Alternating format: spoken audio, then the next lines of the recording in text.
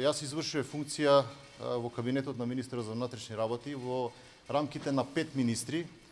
Значи не само на претходните министри, гарнитури, значи во рамките на 5 министри јас бев во кабинетот на министерот за внатрешни работи, задолжен за меѓународната соработка на министерството. Сум учествувал и сум ги изготвувал низа документи, договори меѓународни на Министерството за внатрешни работи. Кодексот на полициска етика е мое чедо кое што го започнавме и лично го довршив. Понатаму имав чест да бидам тој што иницираше низа документи кои што влегува во процедура, како што се договорите за заеднички контакт центри, учествува во низа стратегии на Министерството за внатрешни работи, договорите за преоѓање на границата со лични карти, исто така една од иницијативите, за да на крај сето тоа кулминира со моје назначување за шеф на преговарачкиот тим за делот на реадмисија, значи кога го отваравме процесот на визна либерализација.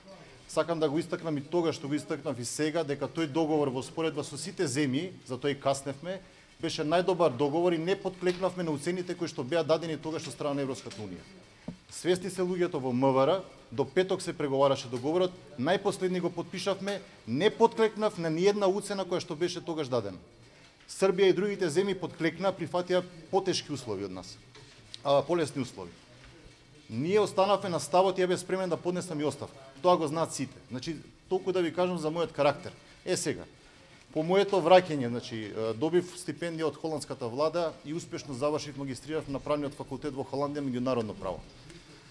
Јавно право. По моето враќање во Министерството за внатрешни работи следа низа притисоци, во смисол да се прифатат одредени лица, се вработуваат и така натаму, не исполнував услови согласно тогашната гарнитура, тоа беше во времето на ДПМН кога беше на власт.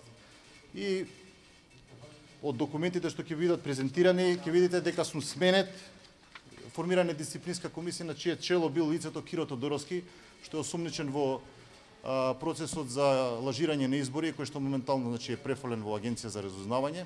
Тој бил назначен од Министерката за внатрешни за шеф на оваа дисциплинска комисија која што мене, замислете, ме менува. Сум направил тешко кршење на прописи на МВР затоа што не сум извадил беч, а сум взимал цело време плати и така натаму. Значи се работи за едно тотално ражирање, назначување на лице кое што ќе извршува наредби. Сменет сум од таа позиција, замислете, ме однесов во гранична полиција. Значи, по ова може да видите што се случува со лицето, значи сум извршил ВД позиција на помошник министер за меѓународна соработка. Што се случува со другите лица во МВР? Меѓутоа, работите сепак, правдата е секогаш искача на страна и стварно е како шило, за да одобијам одредени сознанија и со представка се обратам до секторот за внатрешни, за професионални стандарди и до министерот за внатрешни работи. Дали лицето Киро Тодоровски исполнува услови на 10 години кои што се изречно наведени за да биде председател? Од страна на внатрешна контрола на МВР сум известен со допис во кој што изрично наведуваат дека лицето не исполнува услови. Со тоа е прекршен колективниот договор на Министерството за внатрешни работи и Законот за внатрешни работи. Еве го договор, е одговорот од внатрешна контрола. И тоа е даден во времето кога била Анета Станчевска, помошник министер, а началник на сектор бил сегашниот помошник министер Дејан Андонов. Изрично ме изнесува дека и лицето не го исполнувало условот.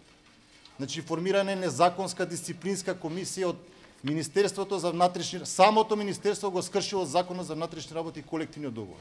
И јас сум тргнат како неподобен. За целава ситуација да биде уште појасна, до новиот министер во повеќе наврати се обратив со барање да се огласи за ништо нова и да се излезе во јавност за цела оваа постапка во министерството што се случува. Од страна на истиот се оглуши и истиот ме одби. Еве го дописот со кој што истиот ме одби и ме препрати да правдата ја барам во судска постапка. Сакам да кажам дека ваквото однесување и прикривање е кривично дело и злоупотреба на службената должност од страна на највисоките представници на Министерството за внатрешни работи. Самото министерство констатирало незаконитост и тоа се оглушува. Наместо да го огласи за ништовно целото ова решение. Сакам да нагласам уште исто еден момент. Оваа комисија носела и решавала за судбини на лица, на уште повеќе од 35 лица во МВР кои што ова не го знаат. Со ова јавно ги повикувам да се охрабрат да излезат, да ја бараат правдата и да престане шиканирањето на професионалците во Министерството за внатрешни работи. Не сум член ни на една екипа. 5 министри сум ги поминал во кабинетот на министерот, најдолго стаж сум во кабинетот на министерот. Мене ми избрка затоа што наводно не сум имал картица и не сум бил, и се извинувам, во дадениот момент во канцеларија. Тоа е образложението. А лицето, министерот за внатрешни работи формирал незаконска комисија, назначил лице, да имало професионалност, немало се случи. Можете да замислите што се случува во подолните ешалони. Збориме за кабинет на министер.